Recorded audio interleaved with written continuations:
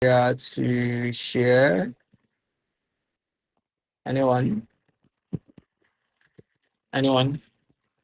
We had introduction to data, what data is, and the data analysis, and what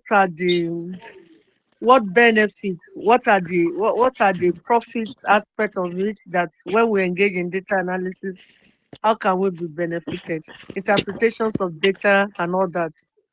Those are All the right. things I really talk about. Okay. Thank you so much. Thank you very much. Any other person wants to contribute to that? Any other person wants to contribute? All right. Okay. So, yes, the day before yesterday, we laid a foundation to data. And today we are going to be going into the practical side.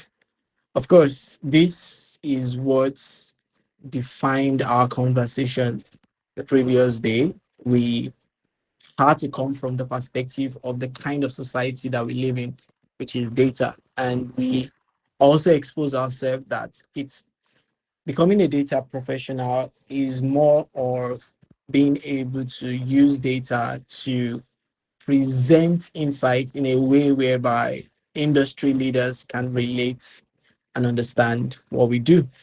Now, today is going to be a very practical session because um, data analytics is more practical than just theoretical. It's more practical than theoretical. Today, I'm going to be introducing us to quite a number of you know activities that goes on in the data in a data analyst space. But before I get into it, I want to use the next 15 minutes to introduce someone on the call, a student of mine and a data analyst. She recently started her career in data analytics, and within the space of 2 to 3 months, she was able to grasp some basics into data. And I would love her to give us some of the thoughts. Hi, Kenny. Good evening. How are you doing? Can you hear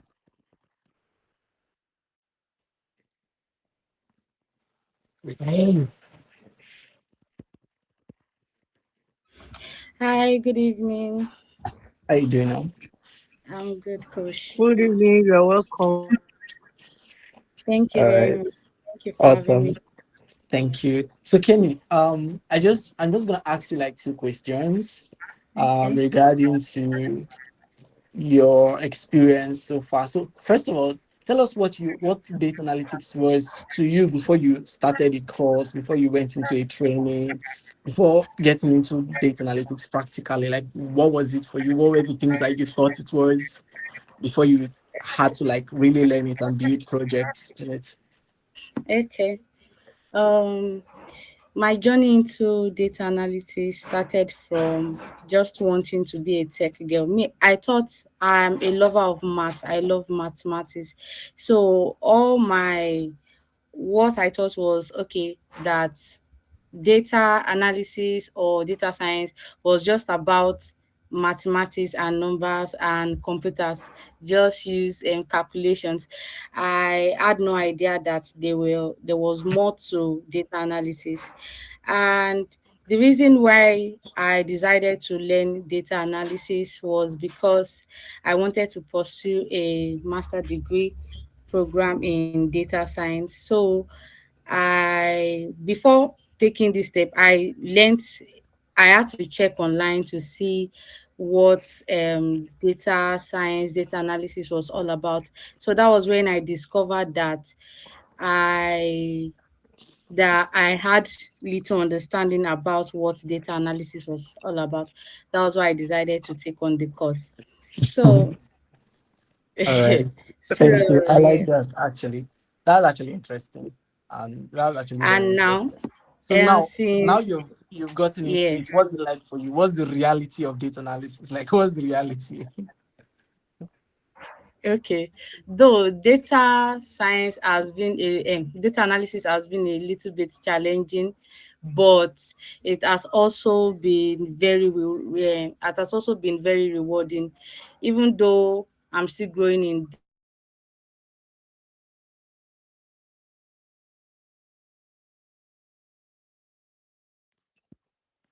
Yeah, Kenny, are you there? We can't hear you clearly. Yeah, Kenny, are you speaking? Because we can't hear you anymore.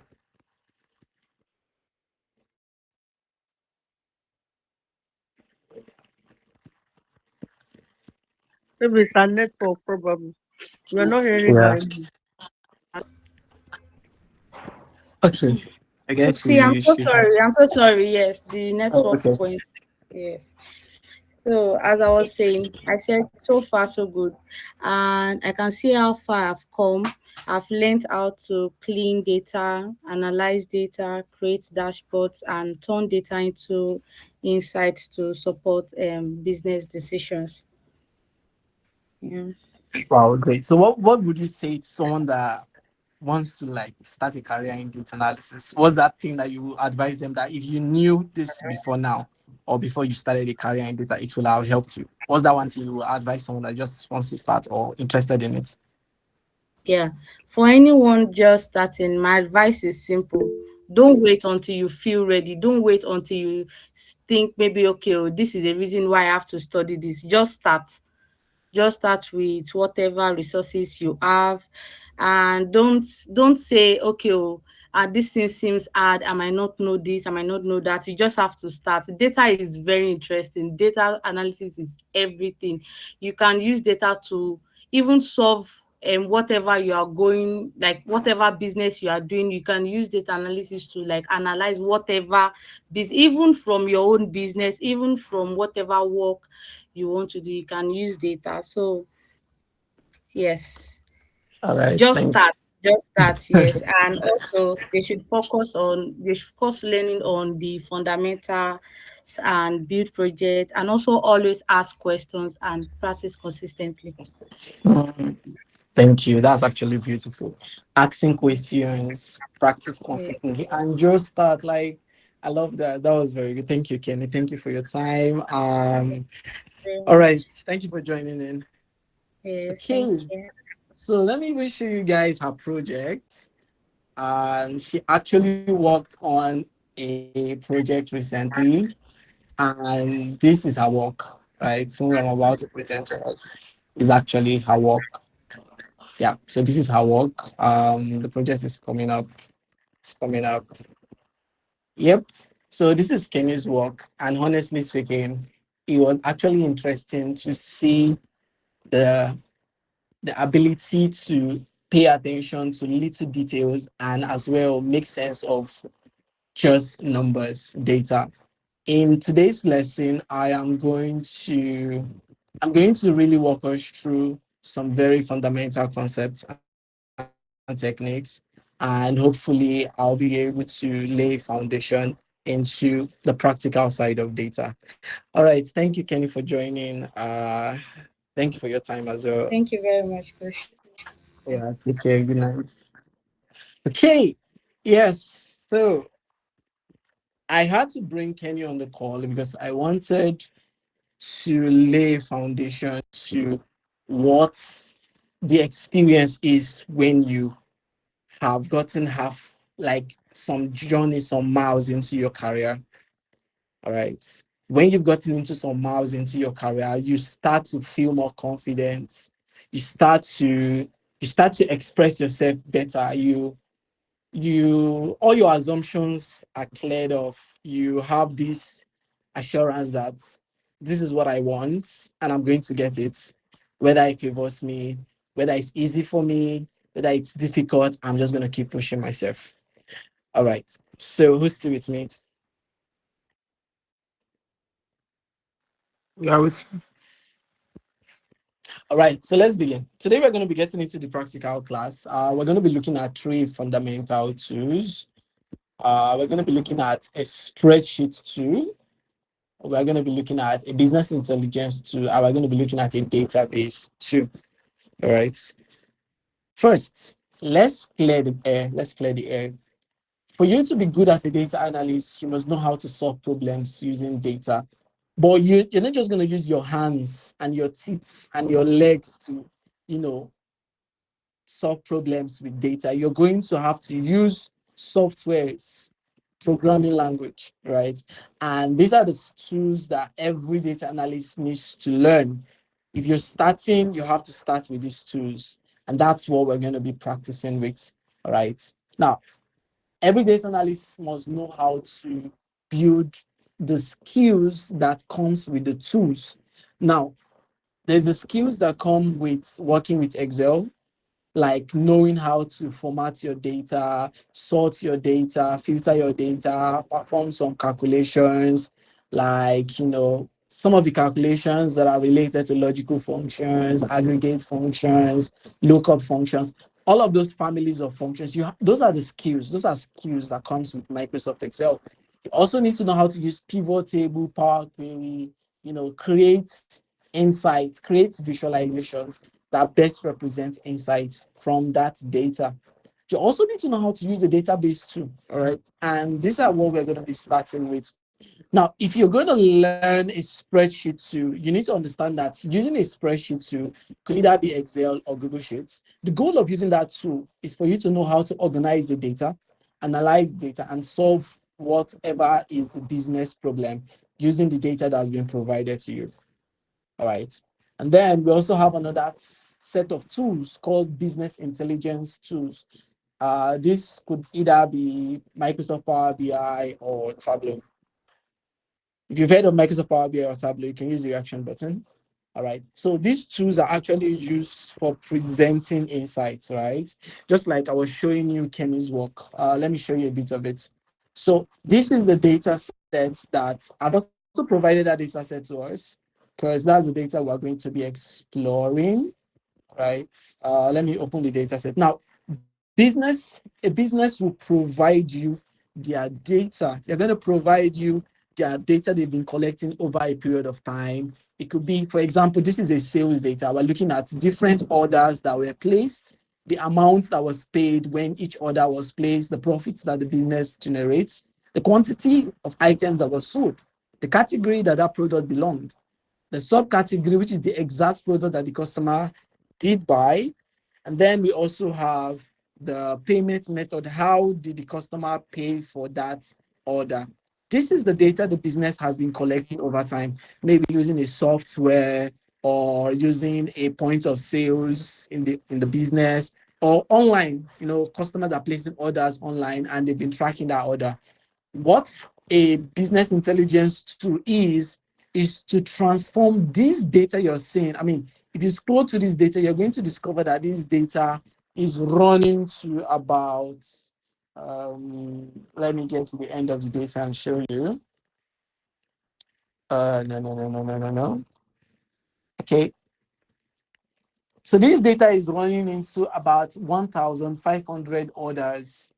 Imagine a business that has 1,500 orders in a month or in a day. Of course, that business is making some revenue, and the business owner can only come to the business and say, how much did we make this month? How much is our profit? How much did we lose? That's what the business is going to see, but they're not going to see some information deeper than that. That's why, as a data analyst, you need to know how to use your skills, your two skills, to present insights. For example, that data that we just looked at, the data was then transformed. Kenny transformed that data into a dashboard. All right, this dashboard now helps the business to show them total revenue they've made, total number of orders, total number of quantity. Now, why is the order 601 when we're looking at a data that the order is 1005? Well, let me show you something interesting. That is to tell you that some orders were repeated. Let's try something. I'm going to sort this data by, now look at this order is having the same order ID, same order ID, same order ID, same order ID. What does that tell you? It tells you that this customer placed about 4 orders.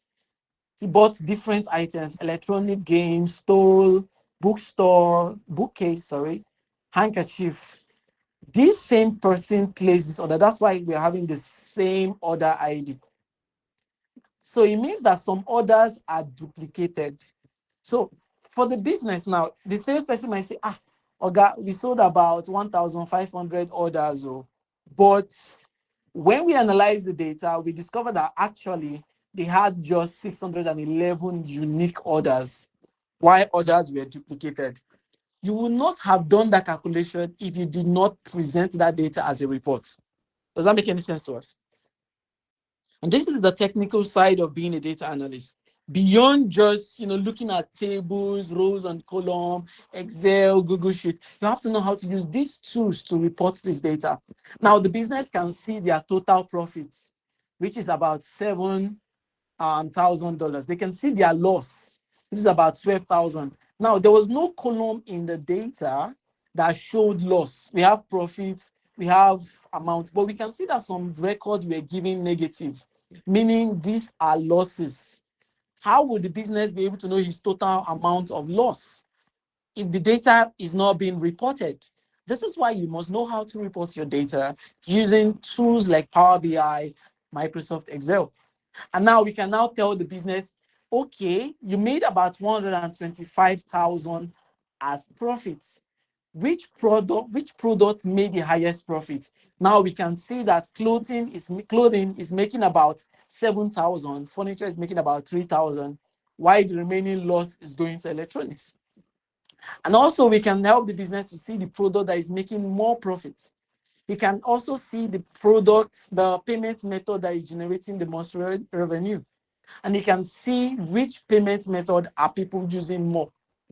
And now we can even give a little bit of an insight. You can tell the business that, okay, based on what I have analyzed, you can do the following things. And that's what we have on the section of this dashboard. Let me zoom in a little so that you can see that part of the dashboard. All right, so let me just zoom in a little bit. All right, I hope everybody can see my screen, please.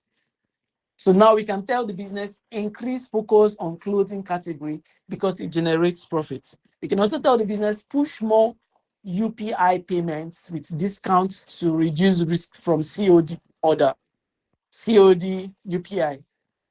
We can also tell the business promote high profit products such as bouquets and saris to improve overall performance of your sales. This recommendation now is not based on intuition, feelings, or mere observation, but based on the analysis that have been conducted on this data. All right, enough with the story. I hope what I've been able to do within the first 35 minutes makes sense to us. Let's now do this practically from scratch. Let's now build a data analysis work from looking at the data to importing this data into Microsoft Excel to building a report within the few minutes that we have. Does that still make sense to us?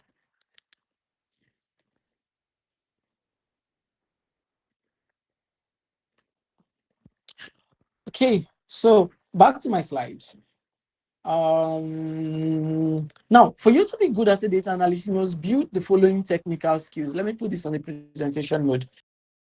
Your ability to use a business intelligence tool has to be very high. It has to be very high. You need to know how to report business data. You need to know how to communicate insights. You need to know how to represent insights in visuals. Very important. Followed by being able to know how to use a database. Of course, when you work for large organizations, middle-sized business, even a small business that you're just starting, many of these businesses, they know how they've been able to create a database for their business, whether the database is connected to the website or is connected to their app or is connected to a software, but that data is somewhere in the database. So you need to know how to use SQL or SQL to transform that data, scrape the data that you need, import it into your Excel or your Power BI, and use that to do amazing work. You must also know how to use a spreadsheet tool. Programming comes in maybe a little because most times programming complements your skills. All right, most times programming complements your skills, such as maybe knowing how to use Python or any other tools that are program related. And then we have other tools. Some people prefer to use Prism, some people prefer to use Scalar, some people prefer. There are other tools that are built by the company. So the company will give you that training on how to use their tools. But if you're just starting into your career, You need to start learning tools that are designed by the company. Learn the general tools that every data analyst must learn or master, and that will give you an edge. All right. So let's get into the practical side, shall we? Okay, so I'm going to show you something quite interesting. This data, I'm going to imagine that the company has been keeping their data on a Google Sheet. I'm going to imagine that the company has been keeping their data on a Google Sheet. And this is the data right here. What I'm going to do is I'm going to connect this data to Excel without lifting a finger, without downloading this data from Google Sheets. I'm just going to connect the data from Google Sheet to Excel. Do you think it's possible?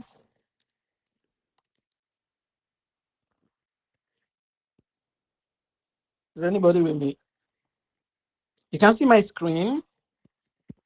Someone is saying my screen. What's my screen? You can see my screen. Okay. All right. I'm not getting any response, so I'm just going to move on. Okay. So all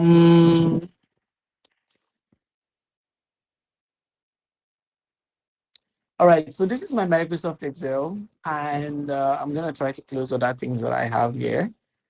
So this is my Microsoft Excel, and this is my Google Sheets. What I want to do is I want to connect this data from Google Sheets to Excel. First things first, I'm going to ask the business, please publish your data online. So I'm going to go to File and go to Share and go to Publish to Web. And I'm going to say details. I'm going to change this to CSV, and I'm going to publish this data. Bank. Now the data has been published to the web from Google Sheets. This link, I'm going to copy it and I'm going to bring that data to Excel this way. So what I'm going to do in Excel now is I'm going to go to data. I'm going to go to the data tab. I'm sure everyone is familiar with Excel. If you can see my screen, it's probably your network. So you want to leave the call and join back. All right. I just have very few minutes to do what I need to do and lay a very interesting foundation. All right. So I'm going to go to get data. Okay. I'm just going to go to straight to the web from the web because the data has been published to the web. All right. And then an interface is going to pop up. I'm just going to wait for it. All right. I'm just going to wait for it. In 5, 4. Okay. So this is the interface saying from web. I'm going to paste that link that I copied right here into this box and I'll click on OK. So let's see what Excel is going to do with this data. Now, this means of importing your data into Excel is called through the web, meaning the data is either on the website or is on a third-party platform. Now, this is the data on your screen. All right, so this is the data. I'm going to go to transform. Okay, now when I click on transform, what happens is Excel takes the data to Power Query. Now, Power Query is an interface in Excel that allows you to perform data transformation. If this was a training, I would have done a proper training for us, but this is not a training, this is just a workshop. So I'm just going to skip so many details. But anything that you hear me say, please do your research, take a note, take a jotter, write down things that you don't understand that I say, and then later on you can sit down with any AI platform, ChatGPT, Perplexity, Claude, or any other AI or Gemini, and just Google it. Ask it, okay, what's pivot? What's Power Pivot? I heard Timothy say something about this. What is this about? And then you get more information. So what I'm going to do here is I'm going to rename this data here to sales. All right. Don't forget the data came in looking funny, and I'm renaming the data to sales. Now the data looks as a sales. Now, second thing I want to do is I want to format this data so that amounts will be represented as a currency. So I can check the data type. Now, at the edge of this column, you're going to see alphabets, right? A, B, C, 1, 2, 3, 1, 2, 3, 1, 2, 3, A, B, C, A, B, C, A, B, C, and all that. All right, so I'm going to format this data. Now, when you see the data, which is in Power Query, represent the data as ABC. It means that Microsoft Excel is seeing this data as a text, which is correct.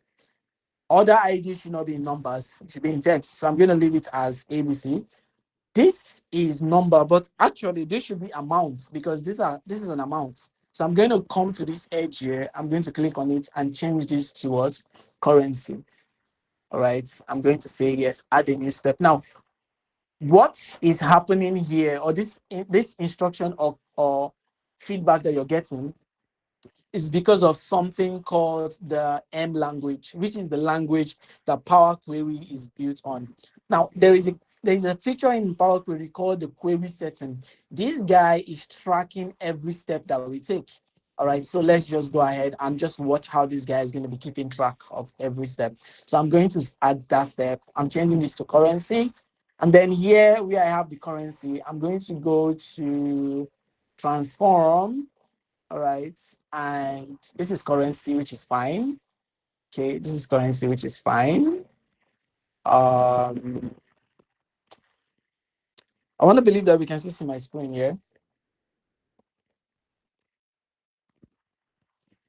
Okay. All right. So this is currency. Changing this to currency and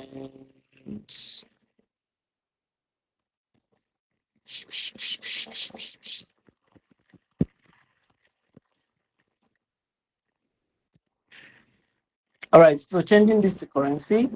Profit is also currency. So I'm going to change this edge to currency. Quantity is fine as quantity. Category is fine as text. Subcategory is fine as text. And this guy is fine as text. Let's now check. Do we have missing data in this data set that been provided to us? How do you know if your data has missing data? Now, to know if you have a missing data or if any part of your data isn't provided, just go to this edge and search for null. If you find null in your data, then it means that that data there's a missing information there. But if you don't find null, then you can skip it. Okay. Instead of you scrolling down the data to check for missing, Power Query is going to represent missing data as null. So you could just go to here and search null. And if the data is long, you would see it. But for the ones that the data is short, if I go to this edge, I don't even need to type for null. Once I scroll, I'm going to see null if it exists. Null does not exist. So it means that my data is clean. All right. And then I'll check the same thing for payments method. Do we have null? No, we don't. All right. Now, don't forget that we have some value that are negative. So why do we have negative value? Our assumption is this business, some loss were recorded and they were placed in the column of profit, which is not good. But then let's just continue with our analysis. All right. So since the data is cleaned and I have formatted the data type, I can now load this data into Excel. So I'm just going to go to close and load, and Excel is going to absorb this data. Now, when that data was in Power Query, it has not gotten into Excel. So Excel did not really pay attention to the data. It was Power Query that was holding the data, but now it's in Excel. Makes sense. So you see that we've been able to import this data into, all right, if you check the data is 1,500, just like how we have it in the Google Sheets. And I did not import a file. I just used a link. Now, this is the beauty of using a link. If the company keeps their data on Google Sheets, if a new data is added and I go to my Excel and refresh, I'm going to see that data. Let me show you something. So I'm going to go to Power Query. I'm going to go to the data on Google Sheets, right? I'm going to create some copy. Let's say, for example, I'm going to copy this guy and I'm going to add more data. I'm adding more data. I'm adding more data. And I'm going to show you what happens when when you use web, if more data is added, it's going to reflect in Excel. So now I'm adding the data I'm adding about, I'm just gonna keep adding till the data is about 1,510. All right. Now the data is already published, so I don't need to worry about refreshing or anything. I'm gonna go to my Excel now. All right.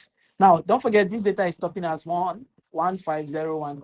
So I'm going to refresh this, and you're going to notice that Excel is going to detect new data has been added. All right. Wait for it.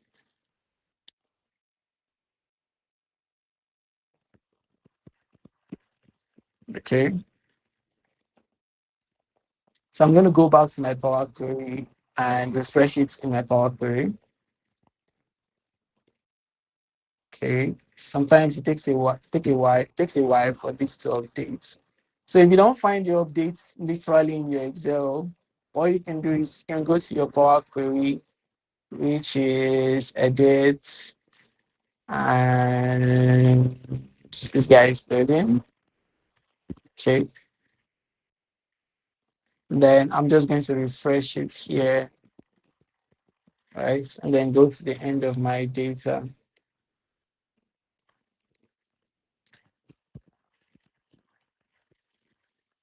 Mm,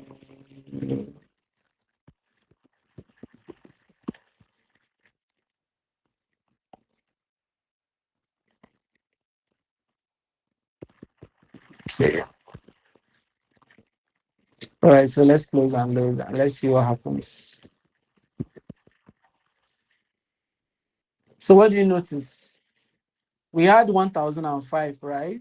This was where our data stopped, 1501. But now we now have new data that were added that makes data up to 1510. That's the beauty of using the web. Meaning, I don't need to lift a finger if new data is added to the business data. I don't need to do anything. All I need to do is make sure that their data is still published. Whoever has this data has not changed it, it's still published. So if new data is added, once I come to my Excel and I refresh my Power Query, the data is going to update in my Excel. Does that make any sense to us? Yes. Thank you. All right, so let's move on. Now that we've been able to do that, let's now look at something that I prepared, which is a document to guide our analysis. Uh, I didn't put the document into this. Oh, interesting. All right, so there's a particular document for this project, and I am going to send the document to the I would have said the group, but I'm not in your group, so I'm just going to send the document. I'm going to upload the document now to my screen so that I can have access to it. All right. So sending the document in 5, 4, 3, 2, 1. All right. So let me pick the document from my profile. Thank you very much.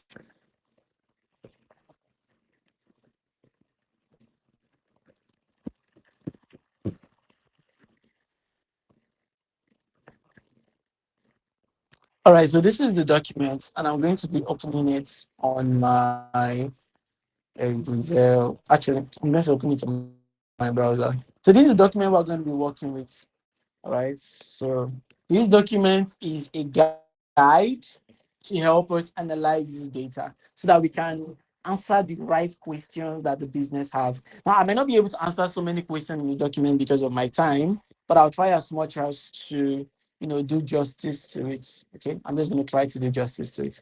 The page should be loading any minute from now in 5, 4, 3, 2, 1.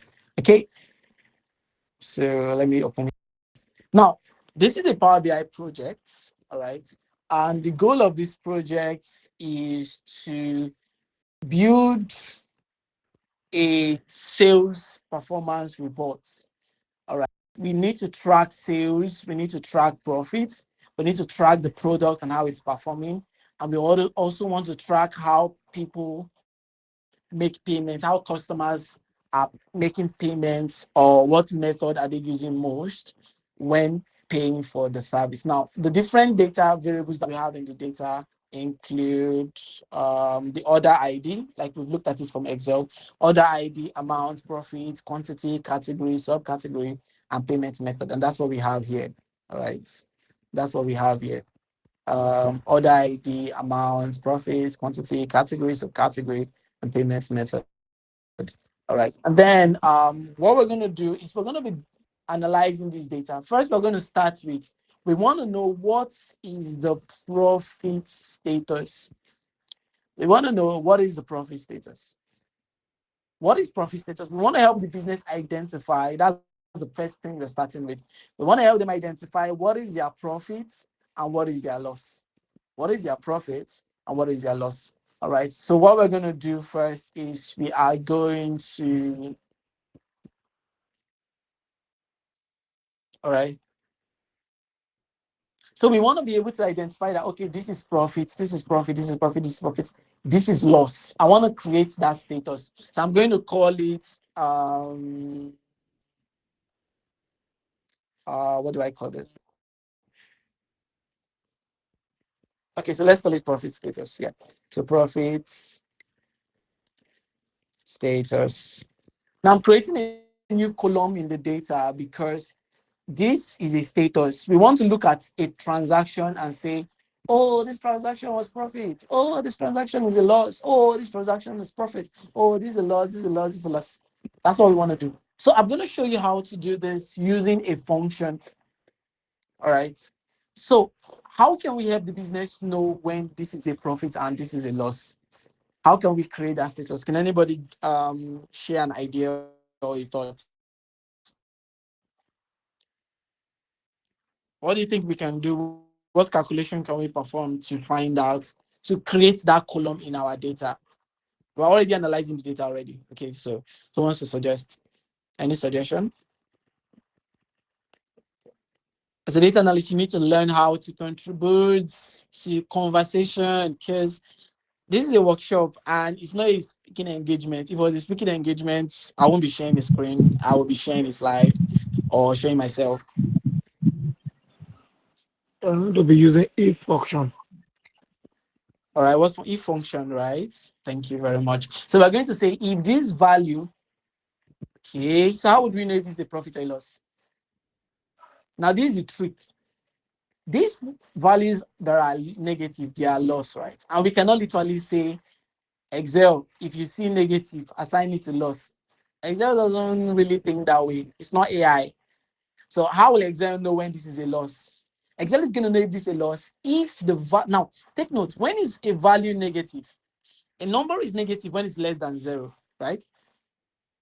When it's less than zero, it's negative. When it's greater than zero, it's positive. So I'm going to say equals to if, that means if this guy is greater than zero, then I want to tell Excel it's a profit.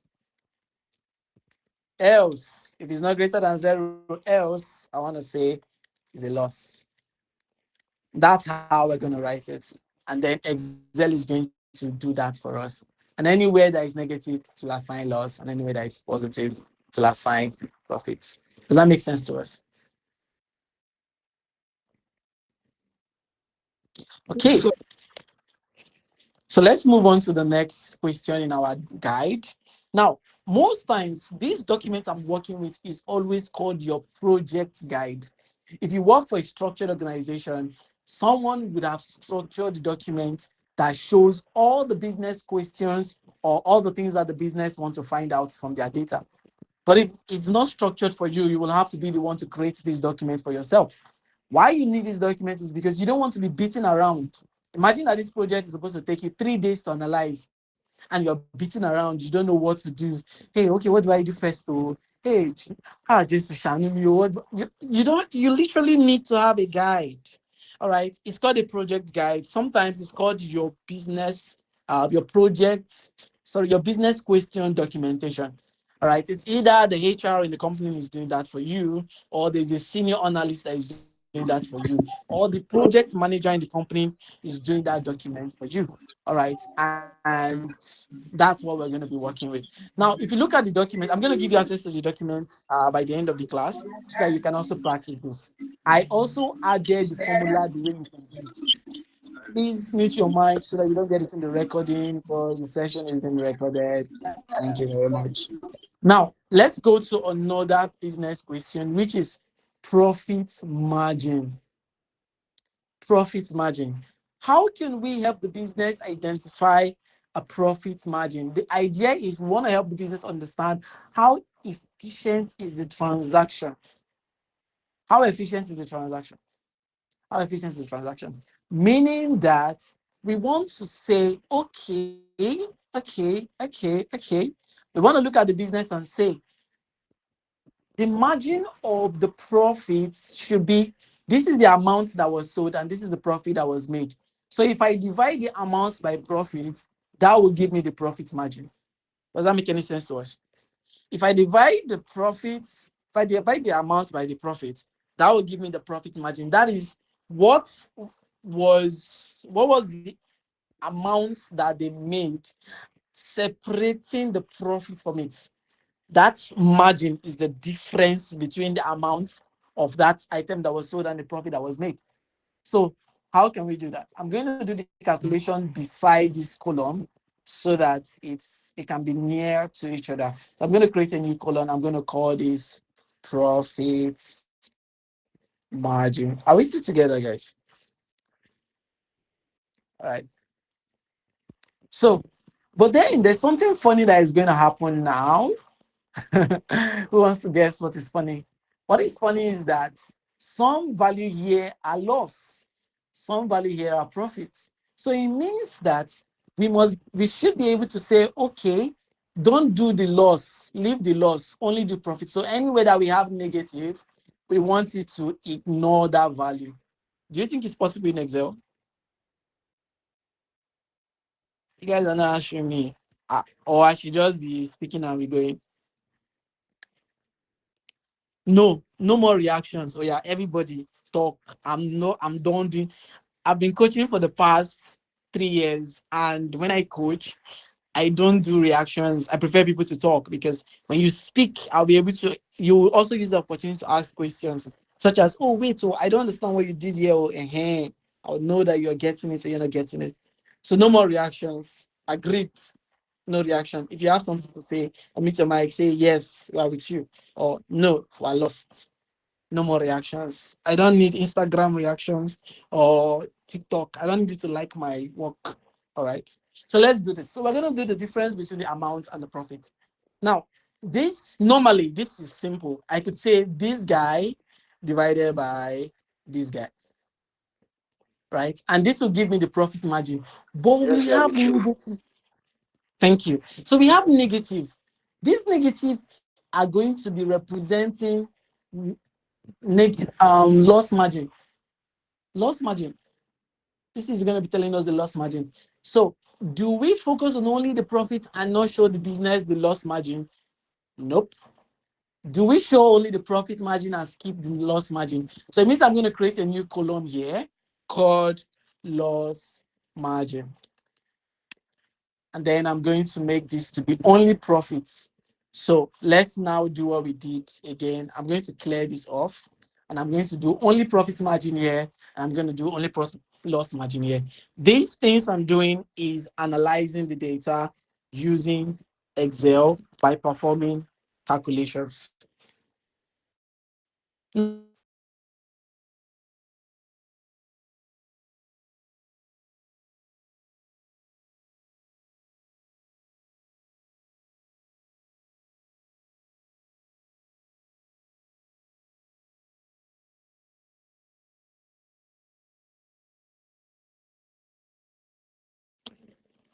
All right, so if you're new to calculations in Excel, I can make it easy for you. Let me give you a breakdown of the different families of functions that we have. Now, there are different calculation family in Excel. We have the aggregate function.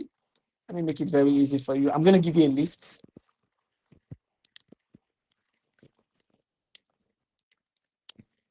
We have the aggregate function. All right. We have the logical function. We have the logical aggregate function.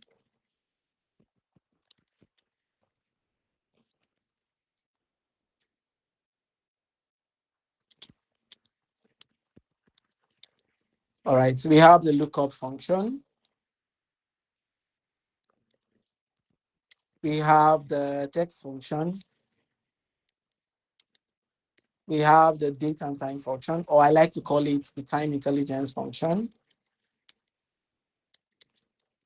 We have the mathematics function. The math function, we have the statistics function. All right. We also have the mm, so pretty much these are the basic functions you should know. Under the aggregate function, you can have functions like sum, um, count. I just say count. All right. We have maximum, minimum, average. All right. Of course, there are different sum, right? There is the sum x, there is the sum, there is the sum if, but then we're going to get to that.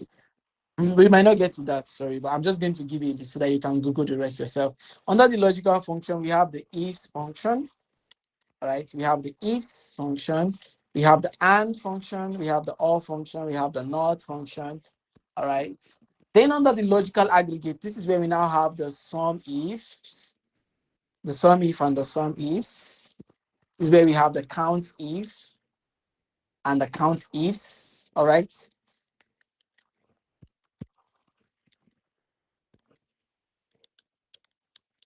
All right. This is where we have the average if. So it's just a combination of um logical and aggregate. All right. So there are others. You can Google them yourself. Under the lookup function, we have the X lookup, we have the V lookup.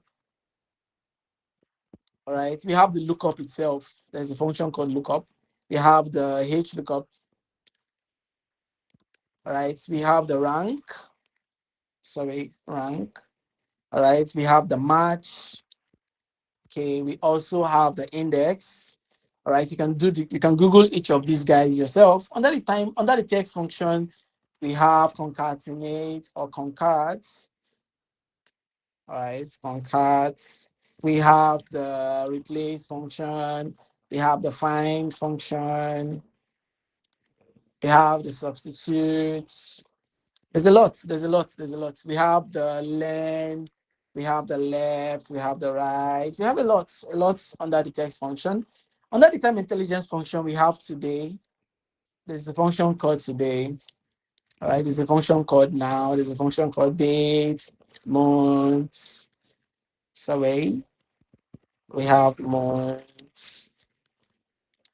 We have year. We have hours, hour, minutes, and all that. All right, there's a lot. Under the math function, we have a lot. All right, so I'm just going to save myself the stress. If you want to take a screenshot, you can take a screenshot.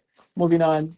So back to this profit margin. Okay, we want to show now what we're doing is we're using formulas. We're using formulas and functions to analyze this data in Excel.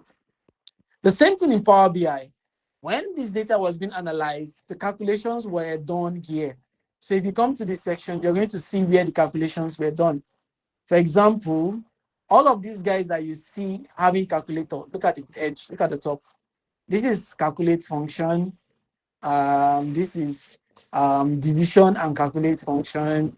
This is calculate and sum function. This is minimum function.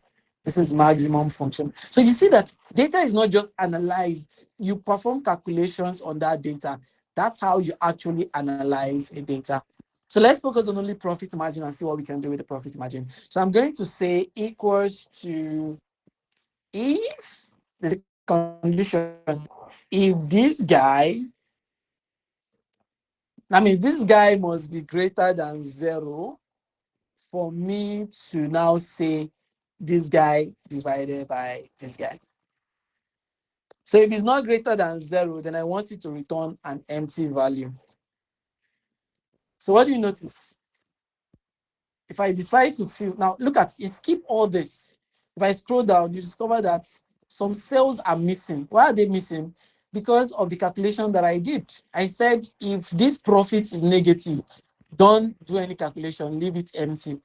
But if it's not negative, then do the calculation and return the value. That's why we have missing cells. But if you click those missing cells, you're going to see a calculation at the top. All right, there is a calculation there, but Excel is returning empty because of the calculation that we did. Does that make any sense to us? So this way now we can help the business focus on only profit margin If we do the same thing for negative now, for the loss, let's do the same. So I'm going to say equals to ifs. All right. I'm going to say if this guy is less than 0, all right, then I'm saying do this guy divided by this guy. Else return empty. So now you see that those places that are negative now, we have a calculation, and the guys that the profit is positive, we have empty. So this is how we have splitted the revenue. I mean, we splitted the margin into profit margin and loss margin. Of course, every business want to know their profit and loss. And if we can show it this way, then the decision that they make will be more data driven based on the analysis, not based on or guessing work. Does that make any sense to us? Are we together? Are we still together? No reaction. You guys have started. Thumbs up. I don't want thumbs up. Don't give me thumbs up. Don't clap. Yes, clap. Okay, Are we we- are following. We are following. Thank you. We are All right. following. Thank you. Now, the reason I'm doing this is because I know it's so easy to, leave the call and go and do something else, feeling like, but one of the things you want to do in this class is you want to observe the way I do these calculations, all right? And you want to also observe how to properly do your calculation. Normally, this calculation there's another way I can do this, but because of my time, I'm trying to do simple calculations that are not complex. All right. So now that we have the profit and now that we have the loss, how can I make this to be only two decimal places? I don't want to show all of these values. I don't want to show so many values. Now there's a calculation called round. So I'm going to wrap this guy around a formula called round. So I'm going to do equals to round, and I'm going to come at the end and put comma 2. So now all these guys are now represented as, oh, okay. Now you see that we have error. Why do we have error? That's because of the way I position my round. My round function should be, my round function should be, it should be, what's the word? Okay, I'm not wrong actually. Now, the reason why we are having error is because, remember that we said if the value is not there, it should be placed with missing. Now we are wrapping it around round. It still doesn't make sense to round. Now, because I have another error, I'm going to now wrap this guy with a function called if error. All right. So if error would say, if this guy is correct, if there's an error, then return back the empty that I gave it. So now the empty is gone. My two decimal place is what I have, and everything is good. So someone might see these values and just think they are simple values, but would not know that this guy is a combination of three functions: if error, round, and if function. Now I can do the same thing with my loss function. I can roll this guy around using the round function. The round function is used when you're trying to reduce your number to a particular number of places. All right, I have the error, so I'm going to round this guy. I'm going to use the if error again. Sorry, if error. And I'm going to come at the end and put a comma and say if it's an error, then give me empty. So now everything looks good. Okay, so we're making a lot of progress. Let's go back to our document. Where's my document? Okay, so we've been able to calculate the profit margin for profit, and we've also been able to do the loss margin. All right, let's just do one more, and then I will go to data visualization. Now, in the third question, we want to show the business order value band. What does order value band means? Now, this order value band means that, okay, some customers are paying 50, while some customers are paying 1,000. Let's filter this data to only clothing, and I want to show you something quite interesting. Now, some customers are, okay, let me even filter it. Instead of using the category, Let me use the product itself. Let's filter this to So it's like accessories. somebody was raising hand before. Okay. Um, you can ask the question. Thank you for calling my attention.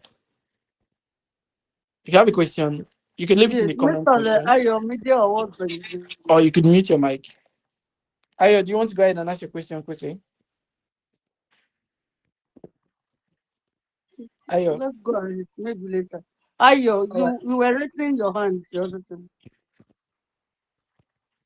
Okay. So now this is quite interesting. We filter the data to only accessories, and we can discover that some people are not paying the same amount for accessories. Some people are paying 42, some people are paying 1,547. Hmm. So it means that they are buying different brand, although the data of the brand was not recorded. But we know that these are different brand. Because if you can pay 42 for the same accessory that somebody is paying 1,500 for, it means they are not the same brand. It means one has more quality than the other, or they are different sizes. Maybe you're buying a 2.5, I don't know. But then the gist is these are two different brands, although they are the same category, subcategory, and they are also the same category. Now, what does this mean? It means that we want to say to the business, any customer that pays between a particular quantity or pay at an amount, then let's say that that quantity that the customer let's say that transaction is low. That means we want to split the data to say any transaction that is below 100 is low, any transaction above 500 is medium, any transaction that is, you know, now I'm not going to use the data here because this scale doesn't make any sense. This is just a guide. Let's now use the one that we have in data to figure this out. First of all, we want to remove the filter. I'm going to remove the filter here. Let's know the minimum amount that a customer pays for a particular product in this business, and let's know the maximum amount. So I'm going to go to this sheet here. All right, I'm going to go to this sheet here. Okay, and I'm going to find minimum amount. Let me write in minimum amount paid, and I want to know maximum amount paid, and I want to know average amount paid. Okay, so I'm going to merge these three cells together and align it to the edge. Do the same thing with this guy. Mesh together, align to the edge. Mesh together, align to the edge. And call this merge. Call this statistics.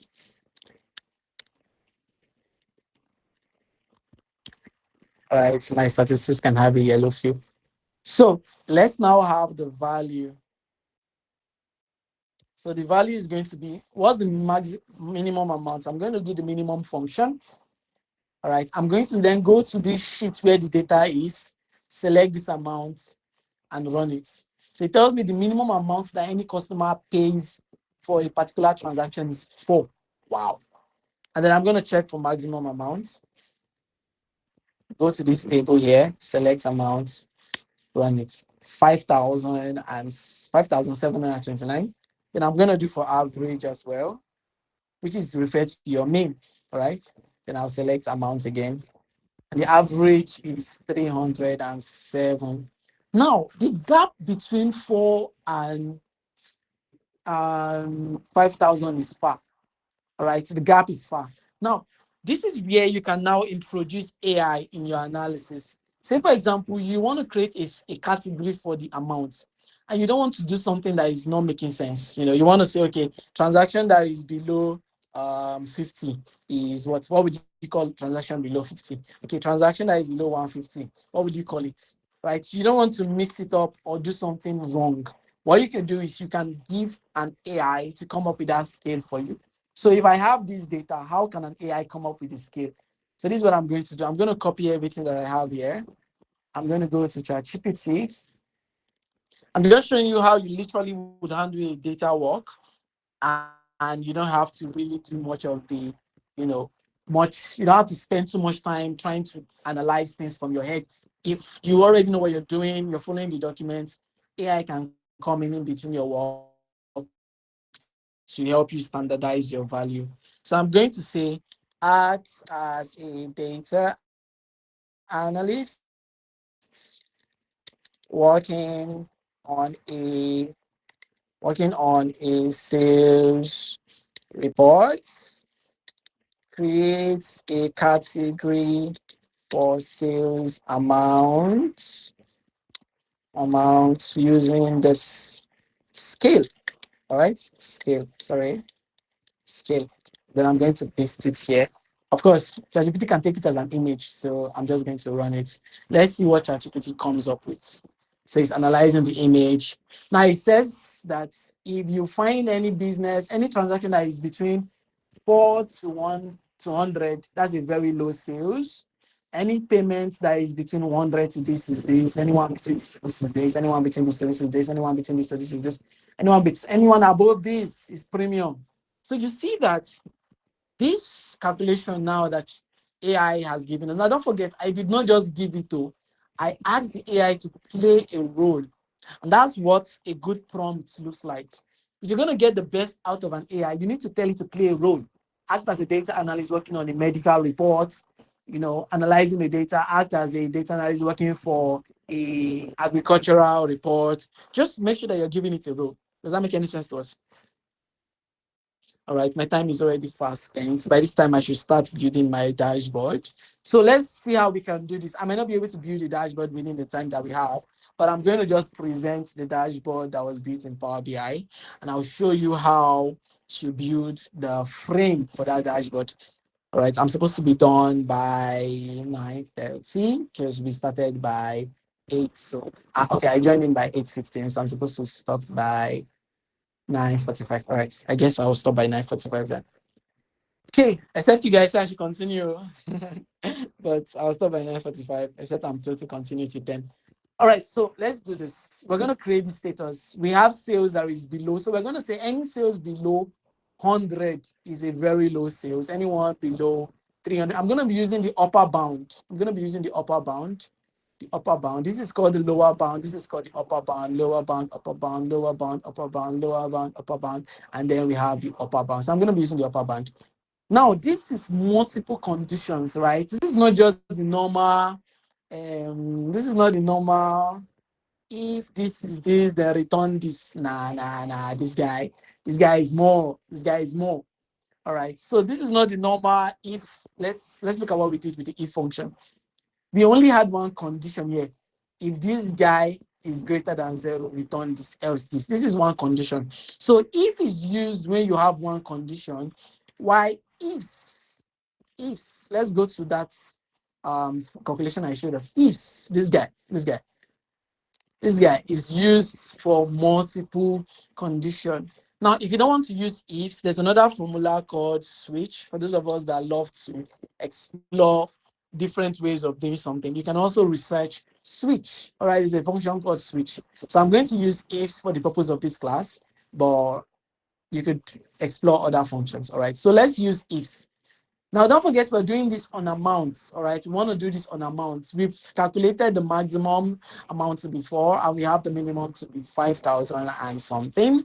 And we've done a AI assistant, and AI have assisted us to create a category for this, amount, okay? And then the AI also tells us how we can do it in Power BI. This is Power BI. And the AI also tells us how we can do it in Excel, which is interesting. Why did it give us Excel and Power BI? That's because we told it to do what? Act as a data analyst. But I didn't tell it to act as a data analyst. What will it do? Well, you can find out that yourself. So let's do it. All right. So I'm going to come over here. I'm going to create a new column by the side here. I'm going to call it amount. I'm going to call it sales status. Okay.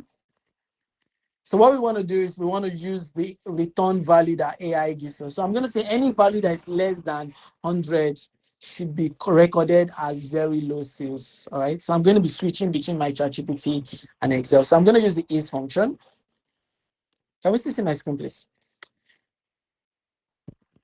So I'm going to be using the is function. I'm going to say if this value is less than 100, then this is logical test. All these things I've written is my logical test. Then the next information to satisfy, the next criteria to satisfy is what should be the return value if it's true. So if it's true, what did ChatGPT say we should return it as? Very low. So I'm going to copy this very low here. I'm going to come to my Excel and paste it. Okay. I'm going to paste it. I'll put it in the quotes and paste it as very low. All right, let's do it again for another condition. So the other condition is if this guy is less than, don't forget I said we're going to be using the upper bound, right? So if this guy is less than what? Is it 101 or 300? 101 or 300? Anybody? 300. 300. Thank you very much. So if it's less than 300, it should be lower sales, low sales. I'm going to copy this low sales. Okay. All right. I'm going to come here and I'm going to say 300, comma, then return low sales. Okay. That's the second condition. So this is our first condition. It is less than 100. Second condition, less than 300. Let's write the third condition. If this guy again is less than, let's go back to our GPT.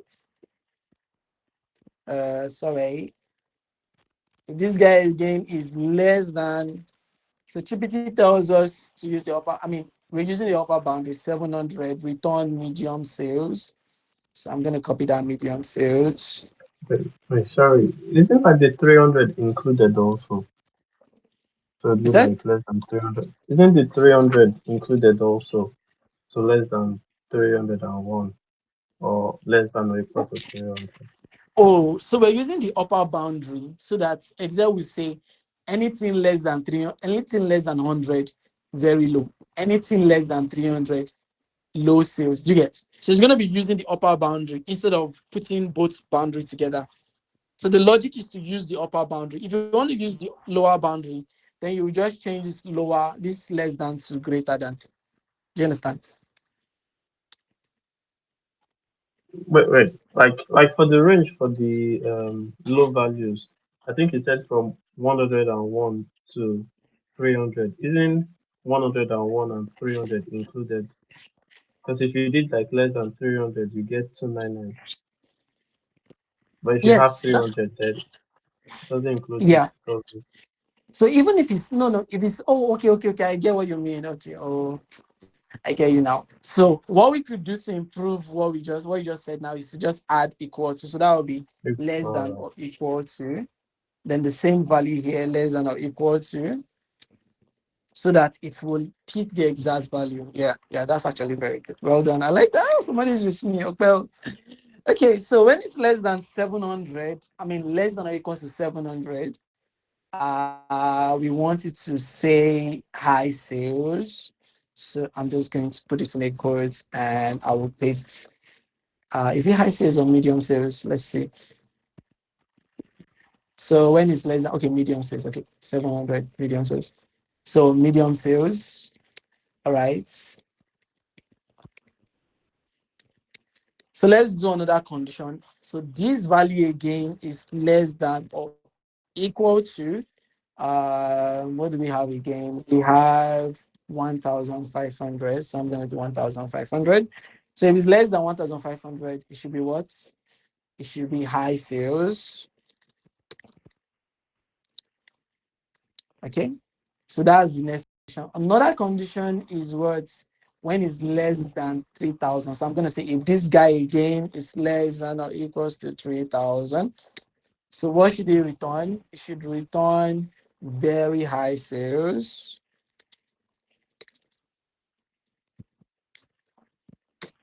Now, this is the last logic, so we should be careful here. Now, because we said less than 300, less than 3,000, what we're going to say now is anything that is now greater than 3,000 will become premium sales. All right, so let me just copy the premium sales here. Okay, So anything greater than one, now I can now say if this guy is greater than 3,000, okay, then it should return what? Premium sales. Okay, so now we have our sales status. This way, we can filter the data to only low sales, and we can see the profits. And we could even see the profit and loss. We could even go for that to say how many profits or how many loss was made on low sales, and we can even do the same with any sales status. All right, does that make any sense to us? Hey guys, are we still Yeah. together? Yes, sir. All right, so let's go back to our documents. So we've been able to create something called the order value bound, which is grouping transactions into size level. Now, because of my time, I'm going to stop my analysis here and I'm just going to go straight to building my report. Now, for us to build this report, we need to also capture something called KPI. All right, so our KPI is going to contain information like what is the total revenue? All right, what is the total transaction? Okay, what is in the document, just so you know. Let's go to the document. Let me show you where it is. In the document, we have a section for KPI. Um,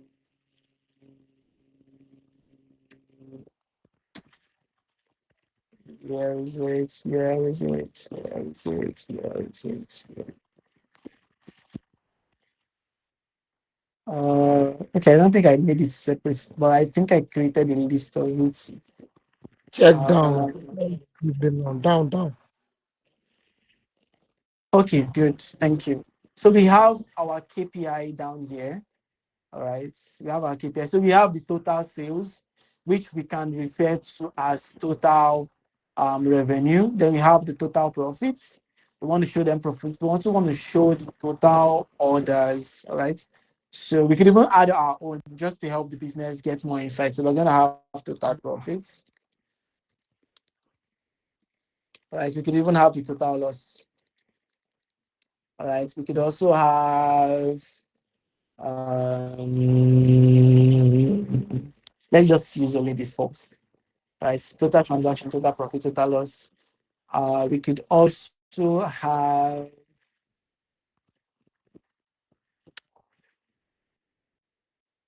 profit margin, percentage profit margin. Yeah, we could do the percentage of the profit margin, and we could do the percentage of the profits loss. Oh, this is going to take me more time, so I'm just going to stick to only these few ones. All right, so let's work with this four. All right, let's work with this four. Okay, so at this point now, let's now build a report, a dashboard report with this. To build a dashboard, you have to take this data into our pivot table. All right, you have to take this data into pivot table. So how do we move this data into pivot table? So what we're going to do is we're going to go to data, all right, and then you would see, okay, you already have the pivot table. If you import the data, if you did import the data into Power Query, through Power Query, we're going to have a section that says table design and pivot, Power Pivots, which through these guys, you can import your data into Power Query, or you can literally just go straight away, go to your data, then go to from table, all right? Oh no, from table, cancel, close and apply.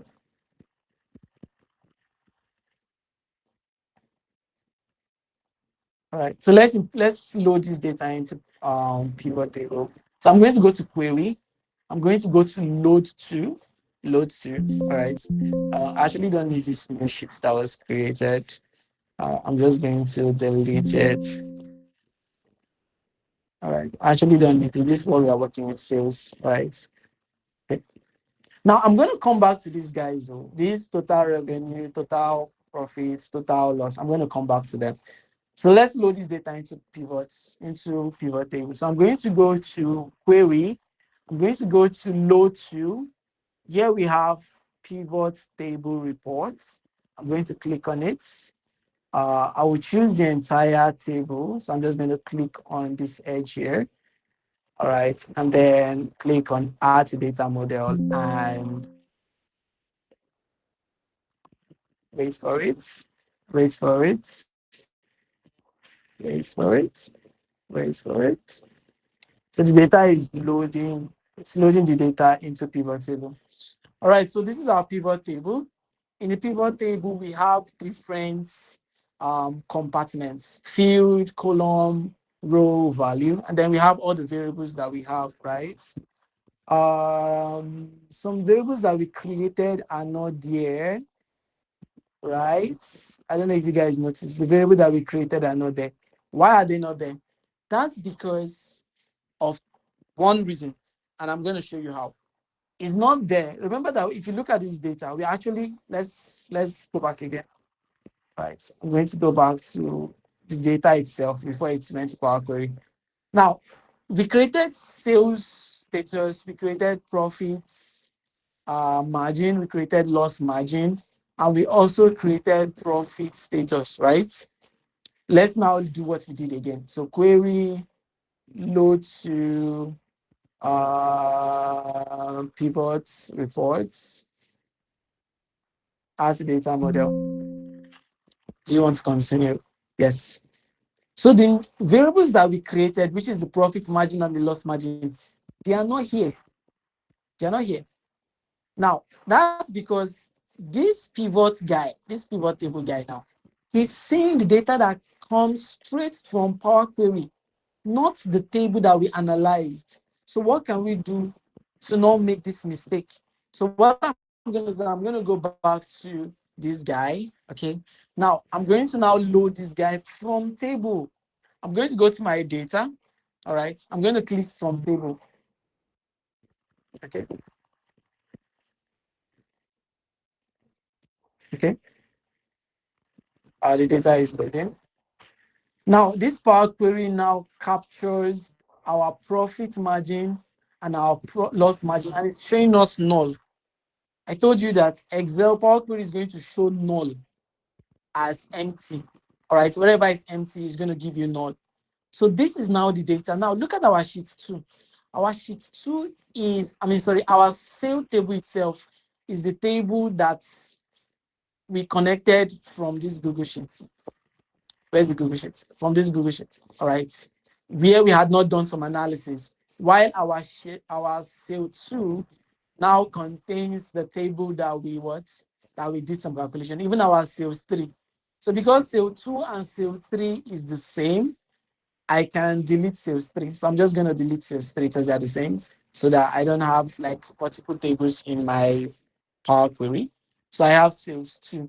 This sales 2 now, I'm going to rename it as analyzed sales. All right. So now I'm going to do close and load. Okay. I'm going to do close and load. All right. Then uh,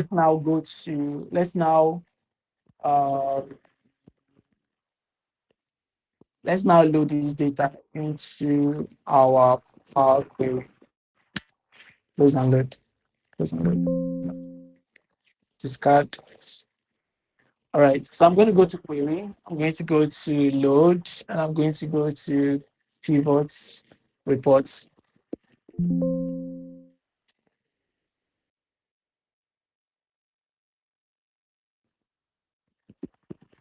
Wait for it. Still giving us the same thing.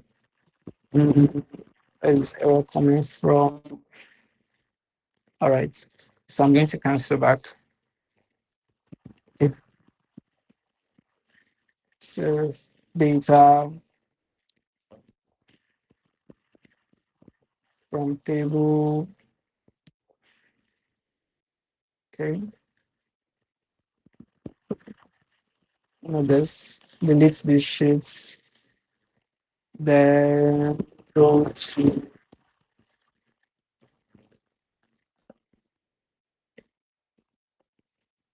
That value is supposed to show. What am I missing? All right. So I'm going to try to load this data to my data model first. All right. Let's see. Maybe that's where the issue probably is coming from.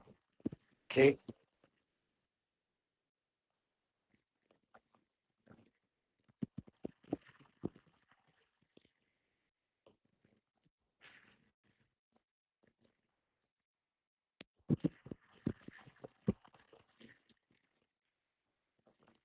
So the issue is not actually coming from the data model.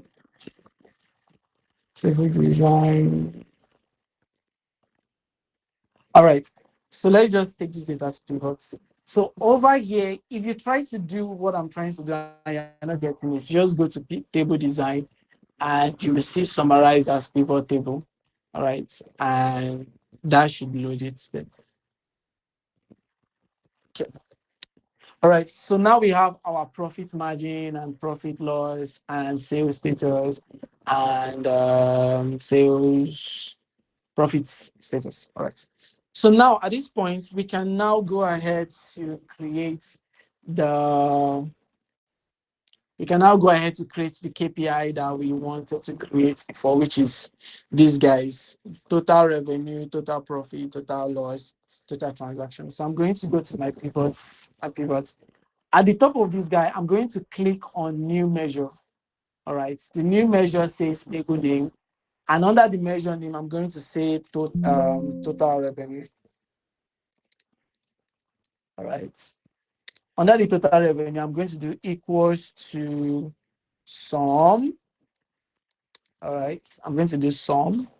And I'm going to apply the sum on what? On amount, right? Close my brackets and run it. So now we have a new measure down here called total revenue. Let's do the same for total order. So I'm going to right click this guy, new measure, total order. All right. Now, because if I do count, it's going to count the rows, which is going to be 1,500 and something. Of course, we have duplicates. Remember, we said there are duplicates in this data. Let's go to the data from Google Sheets. We have duplicates. If I try to sort this data by um,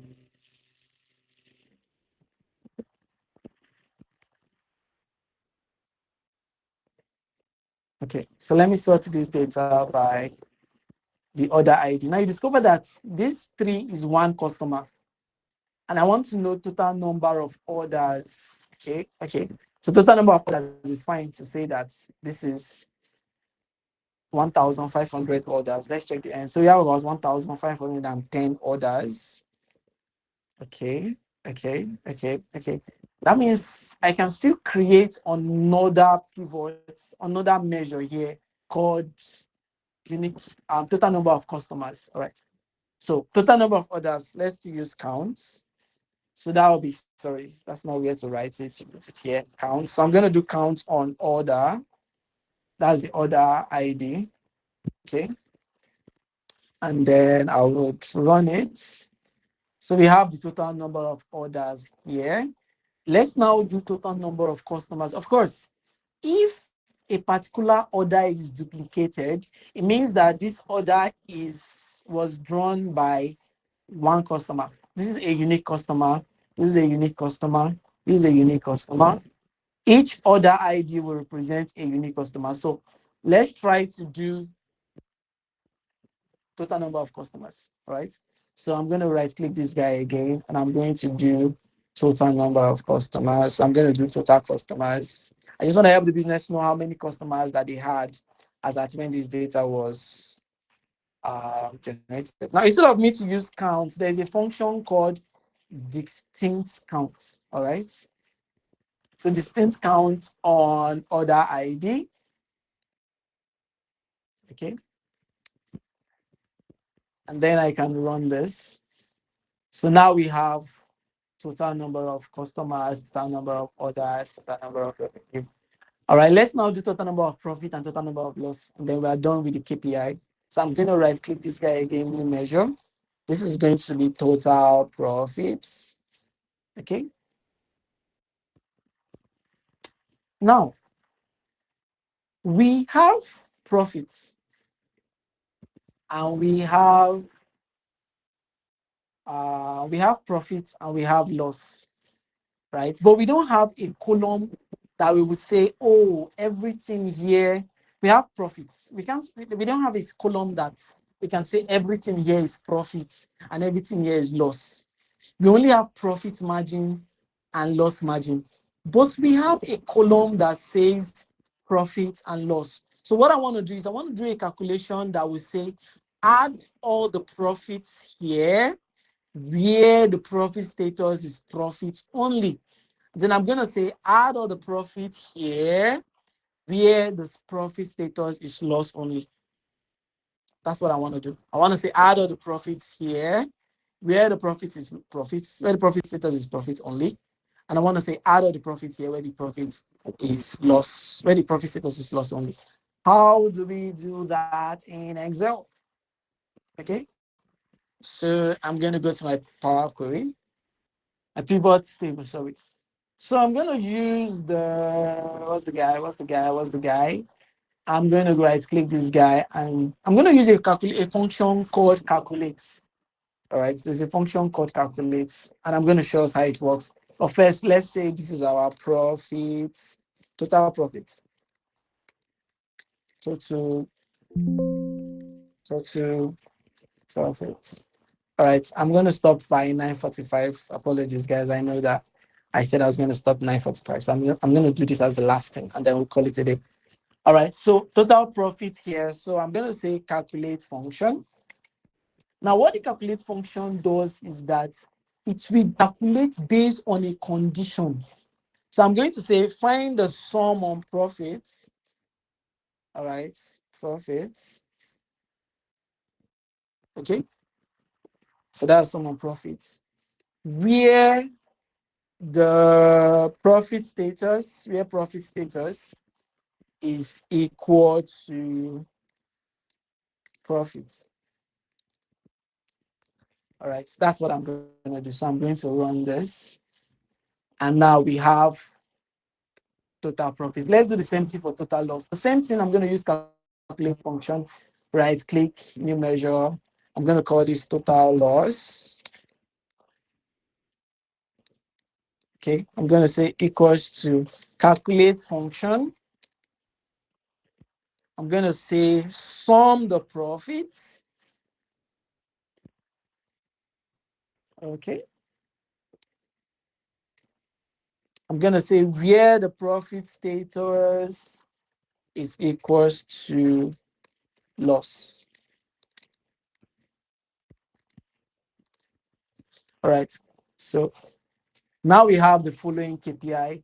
We have total revenue, total profit, total loss, and all that. So let's now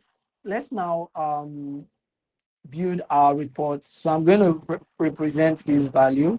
Now we have filter, column, rows, and value. All quantitative data goes to value. All qualitative data either can go to rows or column, depending on how you want to arrange it. Why your filter, what you want to filter those value by, can go to your filter. So I'm going to put my total revenue here. So this is our total revenue. How do I create a copy of this table? I'm going to copy it, put another value here. Now I'm going to remove the total revenue here and put total order. So we have about this value. I'm going to copy this again, paste it. I'm going to skip to sales. Then I'm going to remove total order here and put total customers. So we know the business had 500. Oh, sorry. All right, I'm going to copy this guy and bring it a little bit up here. Right, I'm going to copy it and bring it down here. So let's do for customers. I'll remove order and put total customers. So we know that the business had 500 customers. I'm going to copy this again and put it here. Then I'm going to remove total customers and put total profits. Okay, I'm going to copy this and put it here. I'm going to remove total profits and put total loss. All right, so at the end of the day, this is our values. Okay. All right. Does that make any sense to us, guys?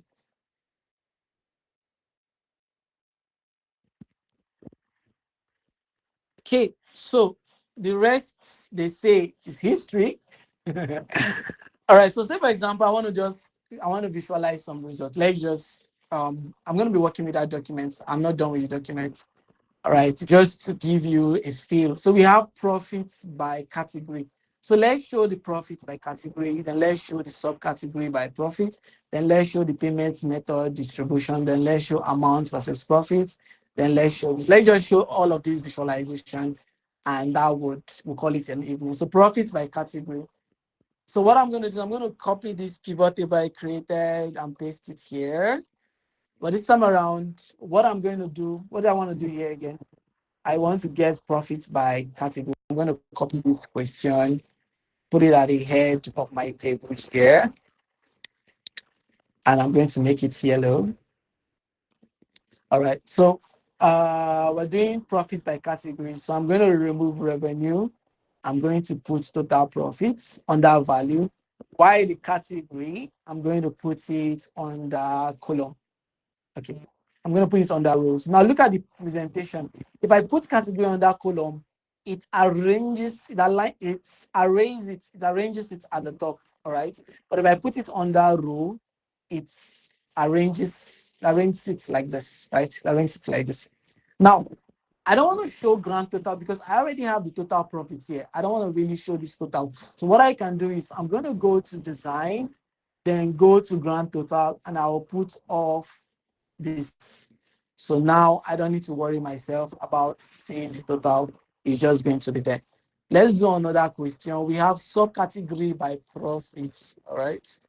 So instead of doing profit, I'm going to do subcategory by revenue. So I'm going to change this guy to revenue. Okay. I will apply yellow on this. So I'm going to copy this pivot table that I created. So that's how you create duplicate pivot table. You don't have to restart again and load your data and all that. So I'm going to remove category. I'm going to remove category, and I'm going to put subcategory. And then I'm going to remove profits, and I'm going to put total revenue here. So now we have the total revenue. All right, so I can merge these cells together so it looks more presentable. Let's go back to the document and take another question. Payment method distribution. What does this mean? What we want to do is we want to help the business know what payment method do people use more. All right, so I'm going to copy this pivot table again, paste it here. Then I'm going to remove category here and put payment method. All right. While the profit, I'm going to remove it and I'm going to put total number of orders so we can show which order do people use this payment method over this. So this is it, guys. And then I can merge this guy together. So this is my payment method distribution. This shows us which method has the largest, do more of the orders come or are being paid or transacted with over others. All right. And then let's go back to the document and pick profit versus loss, amount versus loss. All right. Now, amount versus loss. What does that tell us? We did a calculation where we showed the relationship between amount versus profit. And that was what gave us the profit margin. All right, so it means we're going to show profit margin. How do we show profit margin? This is the data that we're looking for. How do we show the profit margin? So what I'm going to do is I'm going to amount versus profit. Okay, so I'm going to copy this table. Okay, I don't want to copy the title with it. Just copy this guy, paste it here. All right, then I'm going to replace, instead of having order, I'm going to have the profits colon. Yes. And I'm going to have the amount colon. Yes. And I am going to show this against category. So instead of payment method, I'll remove payment method. Now we'll use category. So this way we can show this is the total amount that they generate. So this is the revenue, this is the profit on clothing, this is the revenue, this is the profit on electronics, this is the revenue, this is this on that. All right. Category seems too small, so I could just do this again for I'm gonna do this again for a map for the subcategories. I'm gonna put subcategory in place of category. So this way now we can show how this revenue breaks down for the profit and then for the loss. All right, let's show the relationship between profit and loss. All right, let's show the relationship between profit and loss. So I'm going to create another table. I think I've exhausted. Okay, this is the last category versus payments method. Category versus payment method. All right, let's do it. So for our category versus payments method, I want to show. All right, I know I've lost some of us at this point, but this is just a workshop. I'm just showing you what a data analysis process looks like. All right, I'm just showing what a data analysis process looks like. So this is profits, amount and profits, amount versus profits. This is for subcategory, and this is amount versus profits for category. All right, so my time is actually up. So pretty much what we've done is we've been able to show the KPI, and then we've also been able to do some of the visuals, some of the tables that we analyzed. Now, how can we represent this in a report? Well, first things first, if we had, hold on. All right, I want to show you what you can do after you finish analyzing your data. Now, you know that we're going to have how many visuals? 1, 2, 3, 4, 5, 6, right? And we're going to have how many KPI? 1, 2, 3, 4, 5, 1, 2, 3, 4, 5. So what you can do to do your final reporting of your analysis is to build a dashboard wireframe. What is a dashboard wireframe? This is an example of a dashboard wireframe. Right. This is an example of a dashboard wireframe. Each of these is a shape coming together to build a wireframe. All right. Okay, so this is a wireframe. Let me show you some examples, some other wireframes that you can also do.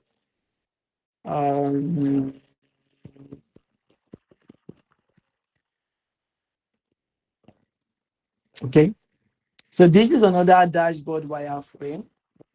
Okay, so wireframes are the back end of your dashboard, meaning before you go to build your dashboard, you have to first design a wireframe.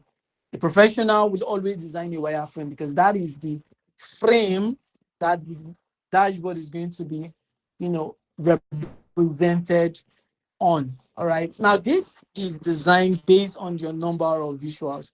For us now, we have 4 KPI. 1, 2, 3, 4, 5. Okay, 5 KPI. So it means this is my KPI position. This is 4. So this dashboard was built for this report. All right. This was the report, which is 1, 2, 3, 4. And this KPI was built 1, 2, 3, 4. And they're about how many visuals? 1, 2, 3, 4, 5, 6, 7. That's why we have 1, 2, 3, 4, 5, 6, 7. Okay. So based on your number of visuals, that is going to represent your number of KPI. All right. And there are others. I can keep showing you different KPIs on different dashboard wireframe. Let me show you one, and then I'll just round up here.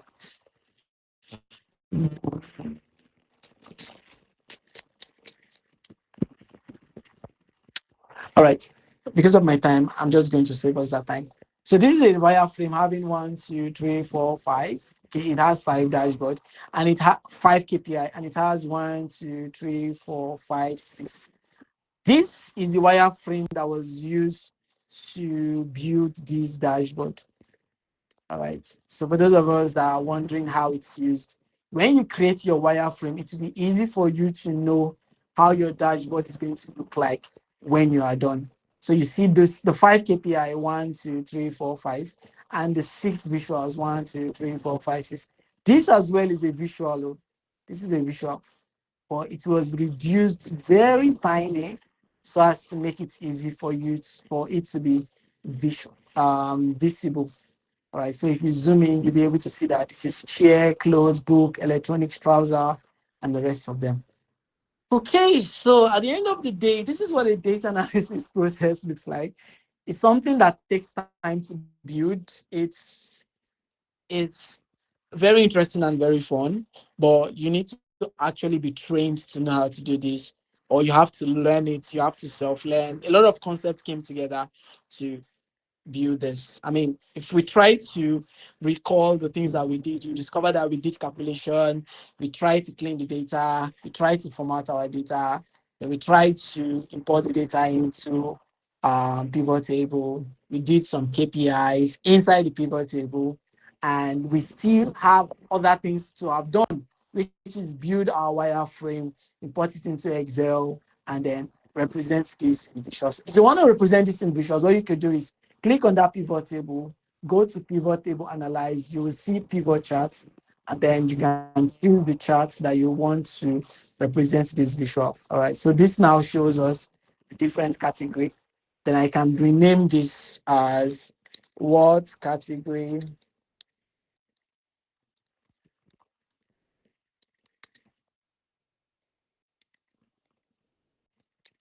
generates high profits. All right.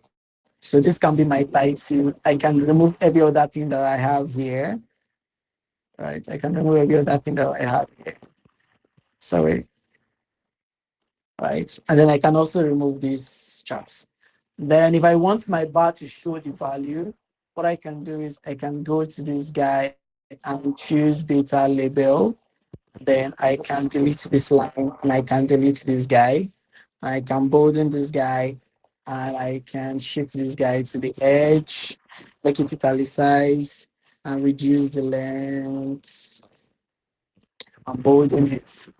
And my visual look more presentable. If I want to format my value, what I can do as well is I can go to my pivot table, right click, go to field, then go to the field. No, it's not field. Right click, go to show. Now, right here where I have my profits, I can right click it. It's coming up. Go to field setting here, then change my format to currency.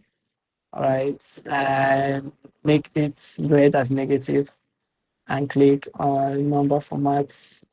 Yep. Show as value. No, there's no need to worry about this. Then click on OK. So now it's showing as a currency. If I look at my visuals is updated now to show $sign as a currency. Okay, that's all for tonight. And that's all for this workshop.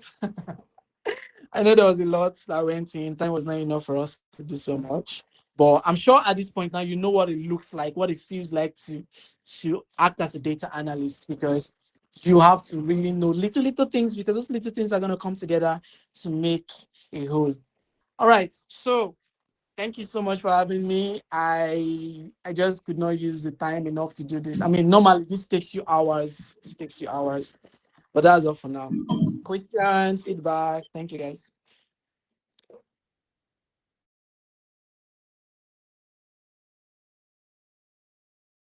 Very much. Thank you very much. You did so well, Mr. Timothy. Thank you. Though actually you have lost some of us because the speed is really It's tough The to recording will be understand. available on But YouTube I'll miss so a that lot you of can things. watch I'll it. have to sit down and go over it. Hello? Yeah. So Yeah. So I'm I was so saying that grateful. the This is recording so is, enlightening. Okay, it's recorded, have you? yes, it's recorded. I would upload it on YouTube and share it with Mr. Okay. Ruben. Mr. Ruben, please, let's appreciate our teacher. It's such a wonderful experience. Hello, Mr. Ruben. Okay. Hello, Mr. Ruben. Okay. Unmute yourself, please. Okay. Hello, ma. I can hear you, ma. Okay. Mr. Timothy, thank you very much for your time. Oh, we really appreciate you on behalf of Ponyon Youth Talk. Thank you for your time, your patience, your impact. It was a very impactful experience for us. Your dedication, your expertise, and commitment is empowering. Really appreciate you for your time. Thank you very much.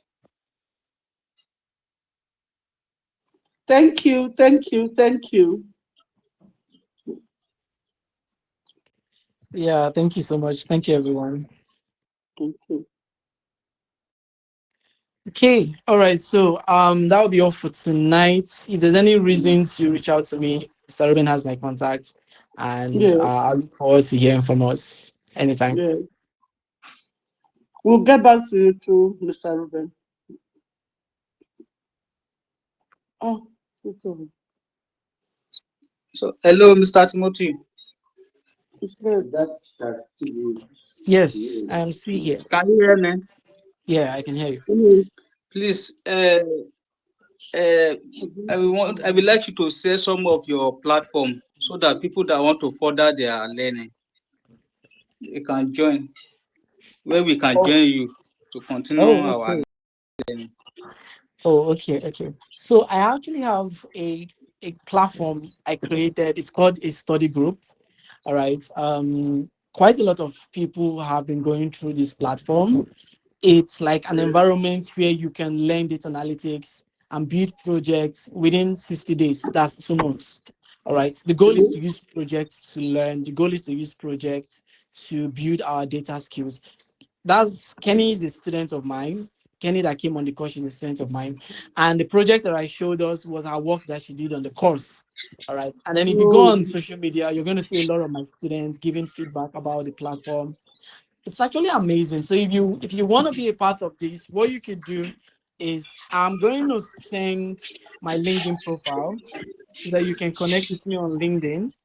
All right. And then I can someone is going to connect with you through my LinkedIn actually, because sometimes my own personal LinkedIn is not handled by me, but you could always send an SMS or a text on my LinkedIn, or you could follow me on any of my social media platform and reach out to me, and I will take you into the program.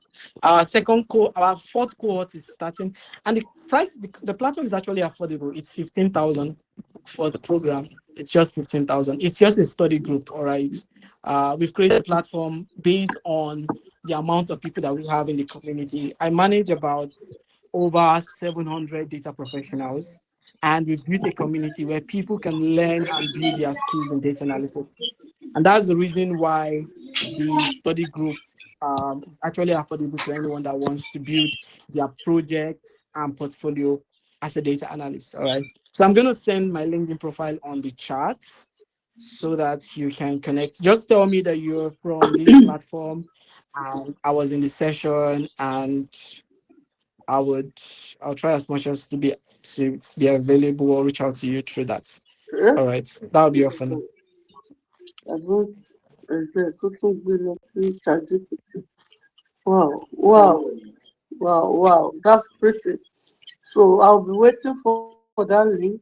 I'll be waiting for that link. I'll have to register to.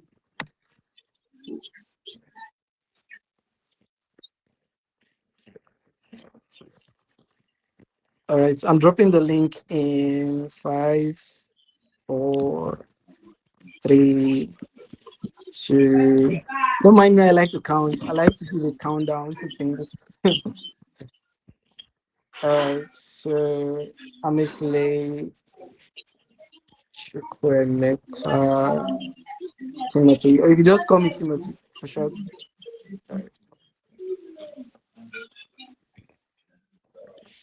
All right. So the link is in the comments. The link is in the comments, and if you guys have a platform, you can share it as well. And I'm open to communication. All right. All right, guys. I have to go now. I have a meeting waiting for me as well by 10. So good night, guys. Have a Wow. lovely evening. I will send all the recordings Thank and you, material to Mr. Ruben. Bye, guys. Ruben. All right. Thank you. Bye bye. Thank you. Bye bye.